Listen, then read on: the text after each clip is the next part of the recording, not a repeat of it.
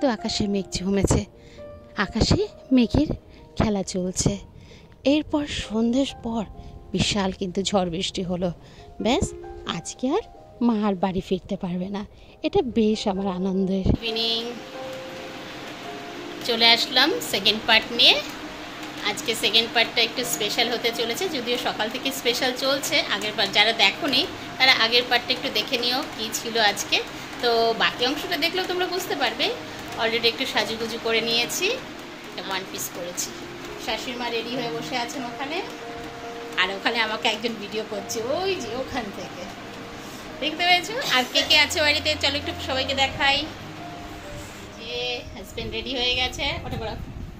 আজ আমাদের বিবাহবার্ষিকী, আজ আমরা 19তম, তাই তো 19তম বিবাহবার্ষিকীতে পদার্পণ করলাম।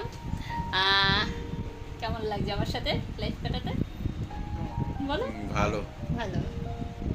আমাদের এই 19 বছরে অনেক ওঠা পড়া গেছে, অনেক কিছু গেছে, কিন্তু দুজন দুজনের পাশে সবসময় আছে। তোমরা আশীর্বাদ করো এইভাবে যেন সারাটা জীবন কাটাতে পারি। আমাদের মাঝখানে আর একজন আছে, দেখাও, ওই যে আরেকটা আছে, আমাদের বড়, আমাদের সবথেকে বড় গিটার, যেটা আমাদের স্ট্রিং শক্তি দেয়। ওর জন্যই আমরা সমস্ত যুদ্ধ জয় করতে পারি। ওই জয় করতে পারি, ওই যে মুখ ঘুরে শুয়ে আছে, পরের মুখ দেখো। হ্যাঁ, ঠিকই শুনেছ। দেখতে দেখতে প্রায় 19 বছরে পা দিলাম। আজ আমাদের বিবাহবার্ষিকীর 19টা বছর সম্পূর্ণ হলো। কিভাবে যে এতটা বছর কাটিয়ে ফেললাম বুঝতেই পারলাম না। কত রকম ওঠা পড়া গেছে, কত রকম চিন্তা ভাবনা গেছে। যেমন গত বছরও হাজবেন্ডের খুব শরীর খারাপ ছিল। ঠাকুর এবং তোমাদের আশীর্বাদে বর্তমানে আমার হাজবেন্ড ভালো আছে। তোমরা আশীর্বাদ করো যেন ওকে নিয়ে আমি সারা জীবন এইভাবেই কাটিয়ে যেতে পারি। জানো তো বন্ধুরা, এই প্রথম আমার মাকে নিয়ে আমাদের অ্যানিভার্সারিটা পালন করছি। বাবাকে তো আর পেলাম না, তাই মা আর বোন আজকে এসেছিল। তো ওদেরকে সাথে করে নিয়ে আজকে সেলিব্রেশনটা করছি। যদিও কেকটা বোনই নিয়ে এসেছে, বোন আর মা মিলে দুপুরবেলা ওরা কেক এবং আমার জন্য একটা গিফট এবং নীলের জন্য একটা গিফট এই নিয়ে ওরা চলে এসেছে। আর তারপর ওদের আগ্রহেতেই কেক কাটাটা হলো। যদিও প্রতি বছর ছোট হলেও একটা কেক কাটা হয়, প্রত্যেক বছরই কাটি। আগের বছরের ভিডিওতে সেটা শেয়ার করেছিলাম। আর তারপরে এই যে এবার চলছে ফটোশ্যুট। চলো, এই ফটোশ্যুট হতে আমাদের স্বামী স্ত্রীর মধ্যে কিছু কিছু প্রিন্সিপাল আছে যেগুলো আমরা দুজনেই মেনে চলি। প্রথম যে জিনিসটা সবথেকে গুরুত্বপূর্ণ সেটা হচ্ছে রেসপেক্ট। প্রথমত আমি যদি তাকে রেসপেক্ট করি, সেও কিন্তু আমাকে রেসপেক্ট করবে, সে ছেলেই হোক আর মেয়েই হোক। দ্বিতীয়ত হলো শেয়ারিং। সারাদিন আমিও বাইরে থাকি, ও বাইরে থাকে। সারাদিন কে কিভাবে কাটালাম সেটা কিন্তু দিনের শেষে এসে একে আরেকজনের সাথে সেটা যদি আমরা গল্পের আকারে তুলে ধরি, তাহলে সেও আমার লাইফটার সম্পর্কে পুরোটা বুঝতে পারবে এবং আমিও তারটা বুঝতে পারবো। তো কাজেই শেয়ারিংটাও খুবই প্রয়োজন।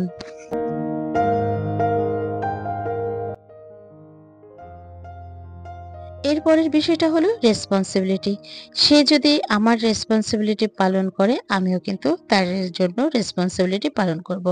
অর্থাৎ আমি ঘরে আছি বলে সমস্ত কাজটা আমি একা করব, বাকিরা সেরকম আমাকে হেল্প করবে না তা কিন্তু নয়। আমি যেমন আমার কাজটার ফাঁকেও কিন্তু আমি সংসারের ইনকামের জন্য বাইরে বেরিয়ে পড়ছি, ঠিক তেমনি তারও উচিত যখন আমি তার সাহায্যের দিকে হাত বাড়িয়ে দিয়েছি, সেও কিন্তু আমার দিকে সাহায্যের হাতটা বাড়াতে হবে। অর্থাৎ আমার অবর্তমানে সংসারের সমস্ত দায়িত্বটা কিন্তু বা রেসপন্সিবিলিটিটাও কিন্তু নিতে হবে। চলো, অনেকটা ভারী ভারী কথা হয়ে গেল। এবার হচ্ছে মা আমাদেরকে আশীর্বাদ করছে। তোমরা দেখে নিশ্চয়ই বুঝতে পারছো এই দিনটার জন্য অনেক দিন বাদে আমি পেলাম। আজকে সত্যি ভাবতেই পারিনি মা যে আসবে। সকাল থেকে বোনকে বলছিলাম আসতে, কিন্তু বোন আসতে চাইলেও মা রাজি হচ্ছিল না। অনেক কষ্টে মাকে এনেছি, কিছুতেই বাবা চলে যাওয়ার পর মা একদমই আসতে চায় না। এরপর হচ্ছে দুজন দুজনের সাথে কিছুটা হলেও সময় কাটানো। যখনই পারবে দুজনে মিলে একটু সময় আলাদা করে কাটাবে, সেখানে তুমি আর তোমার হাজবেন্ড ছাড়া আর কেউ থাকবে না। তাতে কি বলতো, নিজেদের যে ভিতটা হয় সেই ভিতটা আরো মজবুত হয়। আরেকটা সবথেকে বড় জিনিস যেটা আমরা ফলো করে থাকি, যখনই কখনো কারো সাথে ঝামেলা বা অশান্তি হবে, একসাথে দুজনে মিলে কথা নয়। যেকোনো একজন বলে নেবে এবং তারপরে যখনই মাথা ঠান্ডা হবে, সেই মোমেন্টে সেই পয়েন্টটা দিয়ে বুঝিয়ে তাকে বলতে হবে যে, এই কথাটার কারণ হচ্ছে এটা। মানে যুক্তি দিয়ে বোঝাতে হবে। না হলে না আমাদের উদ্দেশ্য কিন্তু পূরণ হবে না। যাই হোক তোমাদের সাথে কথা বলতে বলতে আর পরে কিন্তু আশীর্বাদের পর্বটাও শেষ হয়ে গেছে। আর এই পর্যন্ত ভিডিও দেখে তোমাদের কোনো অংশ যদি ভালো লেগে থাকে প্লিজ একটা লাইক কমেন্ট করে দিয়ে যেও। আর তুমি যদি আমার চ্যানেলে নতুন বন্ধু হয়ে থাকো চাইলে আমার চ্যানেলটাকে সাবস্ক্রাইবও করতে পারো। আর অলরেডি যে তুমি করে রেখেছো তোমাকে অসংখ্য ধন্যবাদ। আর এই যে আজকে আমি ওয়ান পিস ড্রেসটা পরে আছি, এটা কিন্তু আমার হাজবেন্ড আমাকে গিফট করেছে। আর ওদিকে আমার মা কিন্তু আমার জন্য একটা চুড়িদার নিয়ে এসেছে। এই মোটামুটি গিফট পেয়েছি। যাই গিফট পাই না কেন সেটাই যেন ভালোবাসার প্রতীক, একটা মূল্যবান সম্পদ। এর আগেও কিন্তু তোমরা ভিডিওগুলো দেখেছো। আসলে কি বলতো, প্রথমটা ছিল আমার মোবাইল থেকে তোলা, আর এরপর আমার বোন সিনেম্যাটিক শট নিয়েছে। তো সেটা একটু তোমাদের সাথে শেয়ার করলাম। কেমন লাগলো অবশ্যই কিন্তু কমেন্ট করো।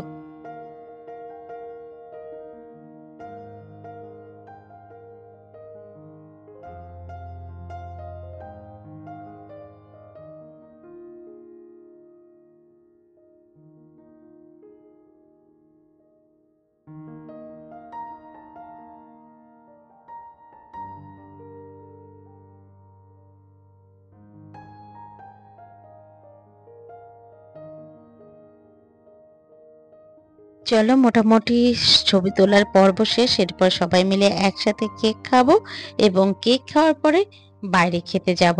আজকে বাইরে আমাদের এখানে পান্নায় বাঙালিয়ানা বলে একটা রেস্টুরেন্ট আছে, যেখানে বাঙালিদের সমস্ত রকম খাবার দাবার পাওয়া যায়। যদিও উদ্দেশ্য ছিল প্রথমে স্ন্যাক্স খাবো, তারপর রাতের ডিনারটা বাইরে থেকে নিয়ে বাড়ি চলে যাব। বাড়িতে মা রয়েছে, মা আর আজকে রাত্রে আমাদের সাথে বেরোয়নি। আমরা চারজনেই মোটামুটি বেরিয়েছি। তবে যেতে যেতে তোমাদেরকে বলবো যে আমাকে যারা যারা অনেক অনেক উইশ করেছো তাদেরকে অনেক ধন্যবাদ। আর তোমরা আশীর্বাদ করো আমরা যেন সপরিবারে এইভাবে করে সারাটা জীবন কাটাতে পারি। আর পাশে অবশ্যই তোমাদের ভালো ভালো কমেন্টসগুলো আশা রাখবো। চলো আজকের ভিডিওটা এই পর্যন্ত। এরপর আমরা কিছুটা ফিশ কবিরাজি আর কিছুটা ওইদিকে বাটার ফিশ ফ্রাই এই মোটামুটি সন্ধ্যা স্ন্যাক্সে খেলাম। আর রাত্রে বাড়ি ফেরার সময় একটু বিরিয়ানি নিয়ে যাব। আমাদের এখানে হাজির বিরিয়ানি সব থেকে ভালো। তো যারা যারা বেহালায় থাকো, তোমাদের কাছে কার বিরিয়ানি ভালো লাগে, হাজি না আমেনিয়া? আমার কিন্তু হাজির বিরিয়ানি ভালো লাগে। চলো অনেকক্ষণই মোটামুটি আজকের ভিডিওটা শেয়ার করলাম, আর বড় করছি না, এখানেই শেষ করব। ভালো থেকো, সুস্থ থেকো। দেখা হচ্ছে পরের দিনের একটা নতুন ব্লগে, নতুন কোনো কন্টেন্ট নিয়ে। ততক্ষণ অবধি সবাই সাবধানে থেকো। Tata, good night.